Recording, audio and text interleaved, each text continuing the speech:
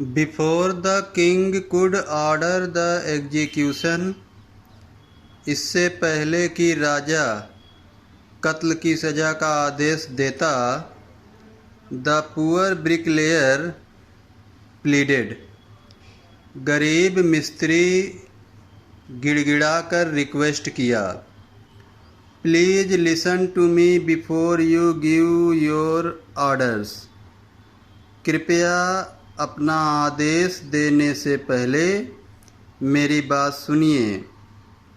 It's true I built this wall, यह सच है कि मैंने ये दीवार बनाया।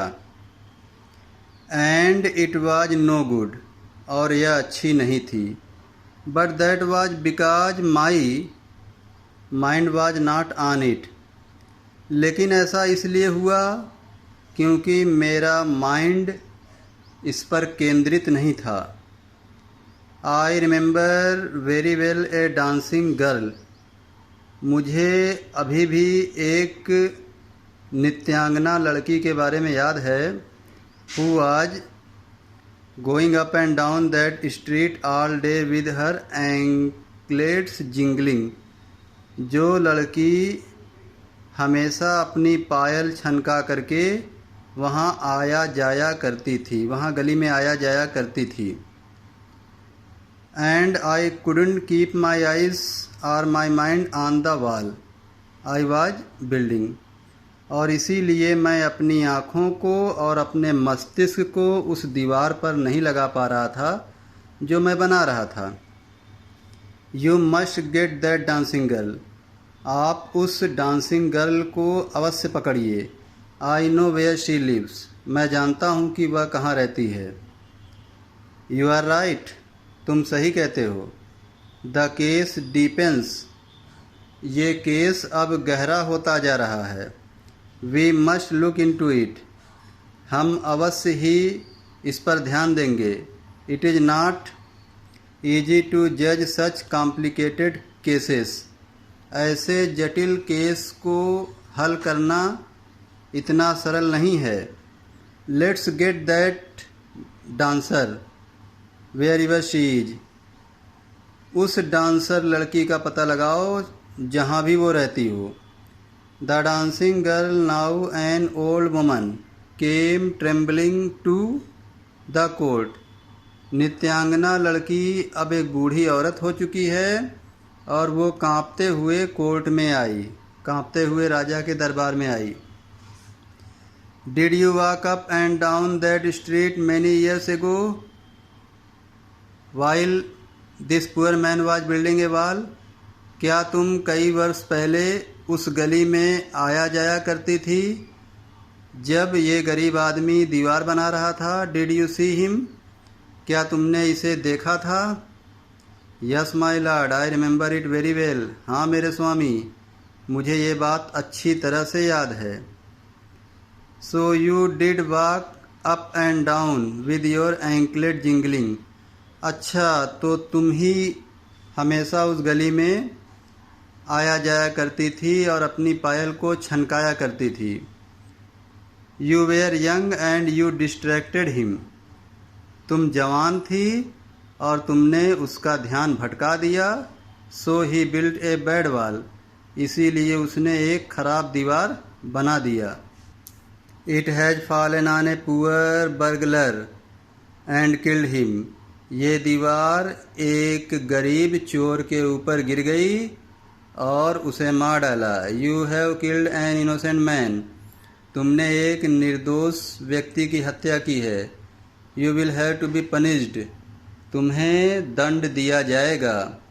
सी thought for a minute and said, उसने एक मिनट के लिए सोचा और कहा, my lord wait, I know now why I was walking up and down that street, हे मेरे राजा जी जरा ठहरिए, मुझे याद है कि मैं वहाँ पर गली में क्यों आती जाती थी। I had given some gold to the goldsmith to make some jewellery for me, मैंने एक सुनार को कुछ सोना दिया था अपने लिए गहने बनवाने के लिए। ही वॉज ए लेजी स्कॉन्ड्रेल, वह सुनार बहुत ही सुस्त और धूर्त आदमी था। He made so many excuses, said he would give it now and he would give it then and so on all day। वो बहुत बहाने बनाता था, वो सुनार बहुत बहाने बनाता था। वो कभी कहता था कि गहने अभी दे देंगे, कभी कहता था कि तब दे देंगे, और सारा दिन ऐसा ही करता रहता था। He made me walk up and down to his house a dozen times। उसने मुझे अपने घर कम से कम 12 बार यानी 1 दर्जनों बार मुझे बुलाया, मैं वहाँ आई गई। That was when this bricklayer saw me। उसी समय इस मिस्त्री ने मुझे देखा था। It's not my fault my lord। हे मेरे राजा जी, ये मेरी गलती नहीं है। It's the damned goldsmith's fault। ये तो पूरी उस सुनार की गलती है। Poor thing, she is absolutely right। बहुत बुरा हुआ, ये बिल्कुल सही कह रही है। Thought the king weighing the evidence। महाराज ने विचार किया सबूतों को तौलते हुए या सबूतों का मापदंड करते हुए। We have got the real culprit at last। आखिरकार हम लोगों को वास्तविक अपराधी मिल गया। Get the goldsmith wherever he is hiding। उस सुनार को ले आओ जहाँ भी वो छिपा हो। At once the king's bailiff searched for the goldsmith। तुरंत ही राजा के मुनीब उस सुनार की तलाश में निकल गए। Who was hiding in a corner of his shop। जो अपने दुकान के एक कोने में छिपा हुआ था। When he heard the accusation against him। जब उसने अपने खिलाफ अपराध को सुना। He had his own story to tell। तो उसने अपनी भी कहानी राजा को सुनाने के लिए बना लिया। My lord, he said। उसने कहा, हे मेरे राजा जी, I am a poor goldsmith। मैं एक गरीब सुनार हूँ। It's true I made this dancer come many times to my door।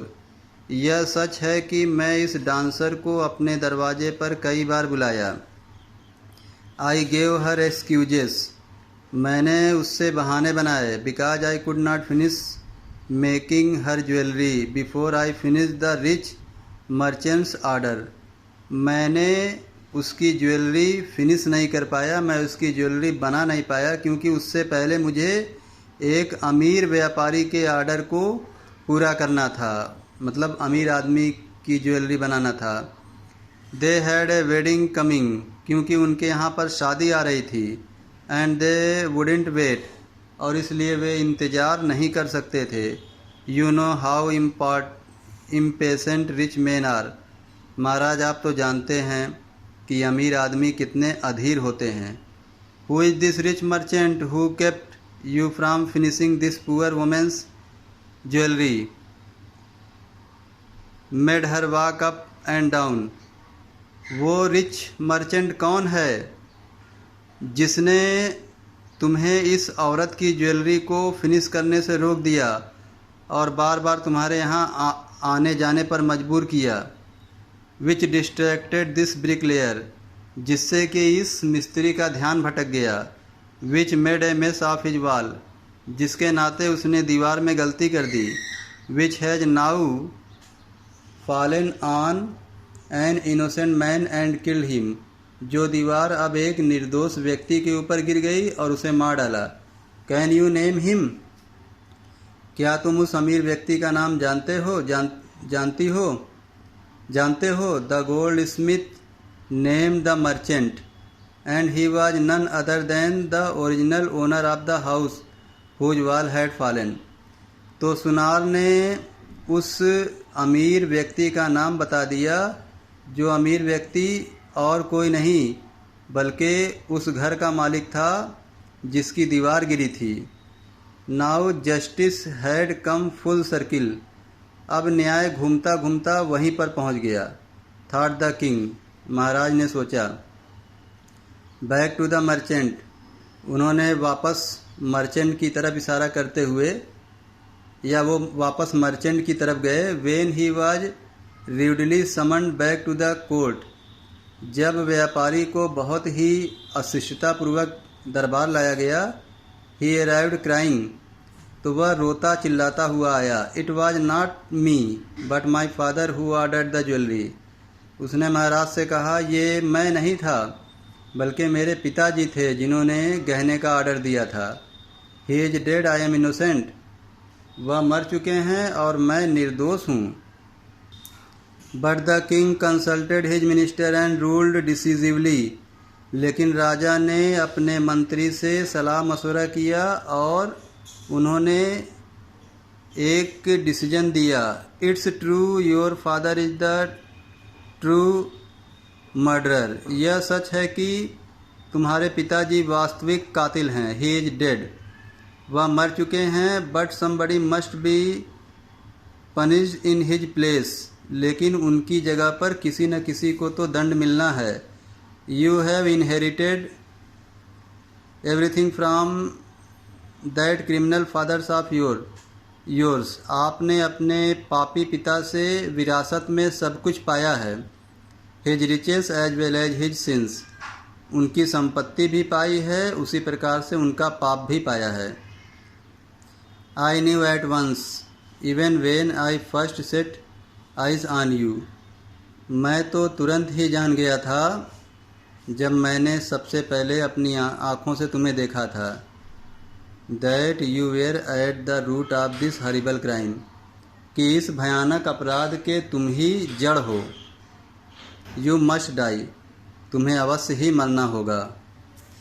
And he ordered a new stake to be made ready for the execution, और उन्होंने आदेश दिया कि सज़ा के लिए एक नई सूली बनाई जाए। As the servant sharpened the stake and got it ready for the final impaling of the criminal, जब नौकर लोगों ने उस सूली को धारदार बना दिया और बिल्कुल सज़ा देने के लिए, अपराधी को सज़ा देने के लिए एकदम तैयार कर दिया। It occurred to the minister that the rich merchant was somehow too thin to be properly executed on the stake, तो मंत्री को ऐसा लगा कि जो व्यापारी था वो इतना पतला था कि वो उस सूली में फिट नहीं आ पा रहा था। He appeal to the king's common sense, उसने राजा जी को आदेश दिया कि वो कॉमन सेंस अपनाएं। The king too worried about it, राजा भी इस बात को लेकर काफ़ी परेशान था। What shall we do, he said, हम लोग अब क्या करें, वह कहा। When suddenly it struck him that all they needed to do was to find a man fat enough to fit the stake, जब अचानक उसके दिमाग में एक बात आई कि उन्हें एक ऐसे फैट आदमी की, मोटे ताजे आदमी की ज़रूरत है जो उस सूली में फिट आ सके।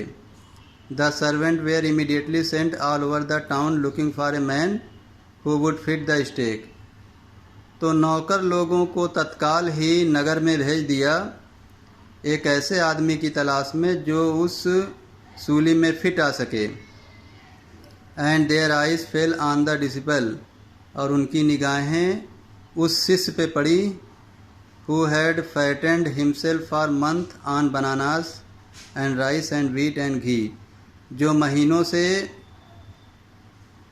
से लगभग केला खा करके, चावल खा करके, गेहूं और घी वगैरह खा करके मोटा ताज़ा हो गया था।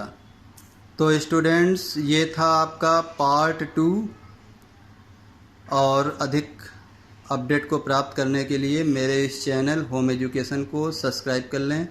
ओके, थैंक यू, जय हिंद।